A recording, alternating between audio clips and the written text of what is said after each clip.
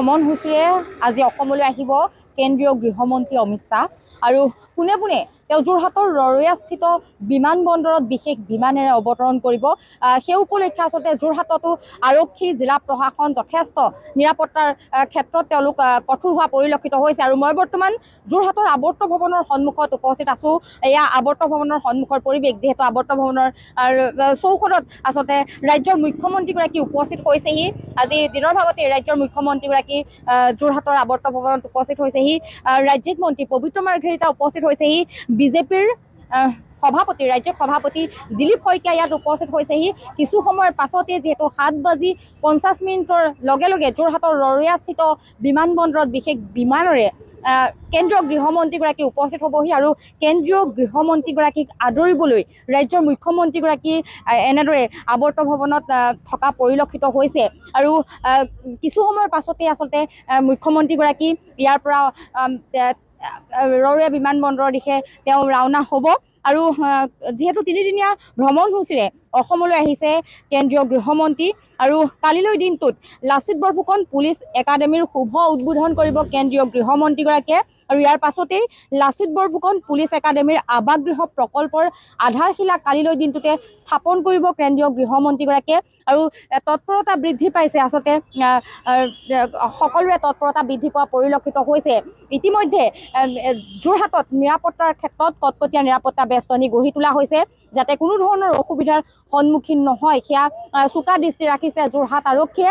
আৰু ইয়াতে যিহেতু মুখ্যমন্ত্ৰীগৰাকী আছে, মুখ্যমন্ত্ৰীগৰাকী ইয়াৰ পৰাই পোনে পোনে ৰৰৈয়া বিমানবন্দৰলৈ তেওঁ ৰৰৈয়া বিমানবন্দৰত উপস্থিত হ'বগৈ। আৰু 7:50 লগে লগে যিহেতু কেন্দ্ৰীয় গৃহমন্ত্ৰীগৰাকী যোৰহাটত উপস্থিত হ'ব, সেয়েহে মুখ্যমন্ত্ৰীগৰাকীয়ে কেন্দ্ৰীয় গৃহমন্ত্ৰীগৰাকীক আদৰণি জনাব। ইয়াৰ পৰা তেওঁ পোনে পোনে ৰৰৈয়া অভিমুখে মুখ্যমন্ত্ৰীগৰাকী ওলাই যাব। আৰু ৰৰৈয়া বিমানবন্দৰত মুখ্যমন্ত্ৰীগৰাকীয়ে কেন্দ্ৰীয় গৃহমন্ত্ৰী অমিত শ্বাহক অসমলৈ আদৰণি জনাব। যোৰহাট জিলা প্ৰশাসন উপস্থিত থাকিব, জিলা আয়ুক্ত উপস্থিত থাকিব আৰু আৰক্ষীৰ সঞ্চালক প্ৰধানগৰাকী উপস্থিত থাকিব। কিছু সময়ৰ পাছতেই যোৰহাটত আৰক্ষীৰ সঞ্চালক প্ৰধানগৰাকী উপস্থিত হ'বহি। আৰু কটকটীয়া নিৰাপত্তা বেষ্টনী গঢ়ি তোলা হৈছে, যাতে কোনো ধৰণৰ বেমেজালিৰ সৃষ্টি নহয় তাৰ প্ৰতি দৃষ্টি ৰাখিছে যোৰহাট আৰক্ষীয়ে।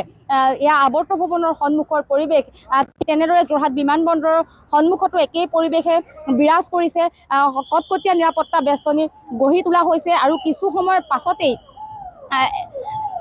এই স্থানৰ পৰা যোৰহাটৰ আৱৰ্ত ভৱনৰ পৰা ৰাজ্যৰ মুখ্যমন্ত্ৰীগৰাকী ৰৰৈয়া বিমানবন্দৰৰ অভিমুখে যাত্ৰা কৰিব। আৰু যিহেতু যোৰহাটতেই ৰাজ্যিক সভাপতি বিজেপিৰ ৰাজ্যিক সভাপতি যোৰহাটতে আছে, আৰু ৰাজ্যিক মন্ত্ৰী পবিত্ৰ মাৰ্ঘেৰিটা যোৰহাটত উপস্থিত হৈছেহি। আৰু কিছু সময়ৰ পাছতেই ৰৰৈয়া বিমানবন্দৰৰ অভিমুখে ৰাজ্যৰ মুখ্যমন্ত্ৰীগৰাকী ৰাওনা হ'ব। আৰু ইয়াত যোৰহাট আৱৰ্ত ভৱনৰ পৰিৱেশ এই মুহূৰ্তত অসম আৰক্ষীৰ সঞ্চালক প্ৰধানগৰাকী যোৰহাটৰ আৱৰ্ত ভৱনত উপস্থিত হৈছেহি। অসম আৰক্ষীৰ সঞ্চালক প্ৰধানগৰাকীৰ লগতে শীৰ্ষ আৰক্ষী বিষয়া কেইবাগৰাকী শীৰ্ষ আৰক্ষী বিষয়া এতিয়া যোৰহাটত উপস্থিত হৈছেহি। আৰু মুখ্যমন্ত্ৰীগৰাকীয়ে যিহেতু কেন্দ্ৰীয় গৃহমন্ত্ৰীগৰাকীক ৰৰৈয়া বিমানবন্দৰত আদৰণি জনাবলৈ যাব, ইয়াৰ পৰাই তেওঁলোক পোনে পোনে ৰৰৈয়া বিমানবন্দৰৰ অভিমুখে যাত্ৰা কৰিব।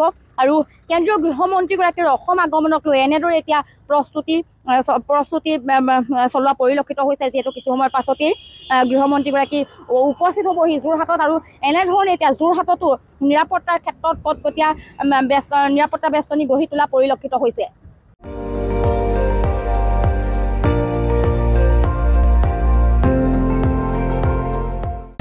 আপুনি চাই আছে ND24, সৰ্বশ্ৰেষ্ঠ নহয় সৰ্বোত্তমৰ দৌৰ।